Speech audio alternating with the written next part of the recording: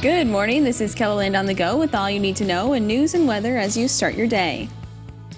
The cleanup is once again underway after another powerful storm system moved through eastern South Dakota. Strong wind blew down trees and left thousands of people without power. Lee Terry was on his way home as the storm rolled in. We could see the clouds rolling in. So at about that time we made it home, and once it started, it just started raining. And then we had our internet company trying to hook up our internet, and our security system trying to hook up today. And then as they were doing that, the tree fell and knocked out the power to the whole house. Xcel Energy is currently reporting over 4,400 customers in the Sioux Falls area are without power. Over on West 11th Street, some large branches could be found on the ground. The wind also ripped the main door off of the Lucky Lady Casino. We were there as crews boarded it up. Customers are using another entrance, but that too was damaged.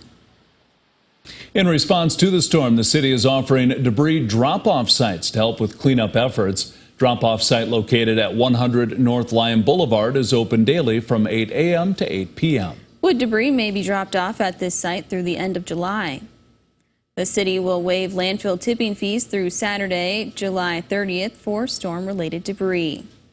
Meanwhile, some new four-legged residents needed some help after Tuesday's storm moved through Sioux Falls. Viewer sent us this picture from the east side of the city. She says baby squirrels were on a tree branch that fell to the ground due to the storm. She adds that they are around a day old. The animals will be taken to the vet today. Now let's get a check of this morning's weather with meteorologist Scott Munt. A little bit quieter to start the day, Scott. Oh, yes, and I think we all need that, too, as we'll continue to watch cleanup across a good portion of eastern, southeastern KELOLAND, as well as central South Dakota, due to the severe weather that we had yesterday. And then we'll have to watch maybe for that 20-40% chance for shower or thunderstorm. For today, we'll continue those chances going straight through the weekend, and meteorologist Brian Carstens will have more details on that coming up. Thank you, Scott. Authorities in Rapid City have identified the victim and suspect involved in a drowning homicide Monday evening. Investigators say 27-year-old Walter Musso Jr. was holding down 43-year-old Sheldon Glenn in the pond at Memorial Park. When law enforcement arrived, witnesses said the victim was still underwater. A passerby jumped into the water and helped authorities locate Glenn. He was pronounced dead at a later time. Musso is charged with first-degree murder. Authorities say the investigation into the homicide is ongoing. Meanwhile, a Rapid City business owner is heading to federal prison. 72-year-old Frank Morrison will spend just over a year behind bars, followed by 2 years of supervised release. He also has to pay back over $800,000 in fines and restitution. Court documents say that while Morrison owned Thirsty's Bar and Restaurant in Rapid City, he failed to pay taxes to the IRS after withholding them from his employees from 2008 to 2020. He then used a large part of that money on himself. Some big changes are coming to the Augustana campus in Sioux Falls. Crews are adding a football field, an amphitheater, and an outdoor classroom to the center of campus. The field will be used for intramural sports and the Augustana Marching Band. Dean of Students Mark Blackburn says the outdoor learning is a hit with both students and instructors. We have one outdoor classroom here on campus. This will be another one. And I think faculty have the ability to, have that experiential learning. Come outside, look at nature, have a different setting, different venue, so students can learn in all these different facets. And so I think that outdoor experience is going to be it's going to be used. The project is part of a $50 million housing plan. And that's a look at some of our top stories. Now let's get one last look at your weather with meteorologist Brian Carstens. Brian? All right, our weather today. Well, first and foremost, let's take a look at the severe weather chances. We have a marginal risk in the green, which is certainly a lot lower than yesterday. Obviously, the far west, including the northern Black Hills, under a slight risk there, and that's a story that we'll continue to keep an eye on later today. Now, thunderstorms are around. Let's take a look at Futurecast, and we see some clues about that. You can see this ongoing activity in the far northwest.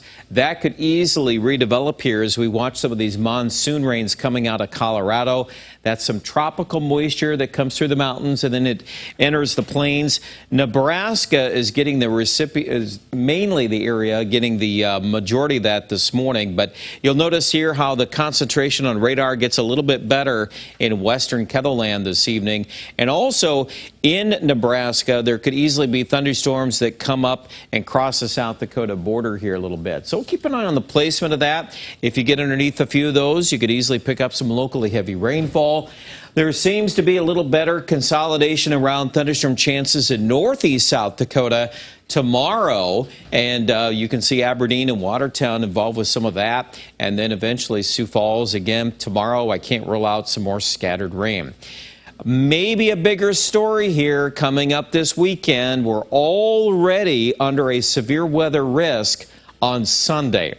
That is quite significant. We're looking at some very powerful jet stream winds combined with some extreme heat and humidity and a really toxic combination. And the way this year has gone, I don't hesitate one bit to start talking about this. On Sunday, probably late afternoon or evening, there could be a damaging wind event once again. We've had many of those this year. 85 today, Sioux Falls. Let's jump into your 7-day forecast. We do heat up this weekend, 92 by Sunday. I think Monday, Tuesday, we're going to see a big drop in the humidity. So at least we have that to look forward to. Highs will still be in the 80s, but it should drop off. Aberdeen also a good chance of storms by Sunday. In between now and then, especially the next couple of days, there will be some clusters of thunderstorms around the region. So continue to watch for that in the next 48 hours. I also expect for Pierre we'll have off and on chances of storms even into Friday night, for example. That might be a little better setup in central KELOLAND. And then we'll watch the temperature hopefully cooling off a little bit next week. Rapid City, too, though, another ramp up to 93 on Saturday. Well, check out the latest details with the weather online at KELOLAND.com.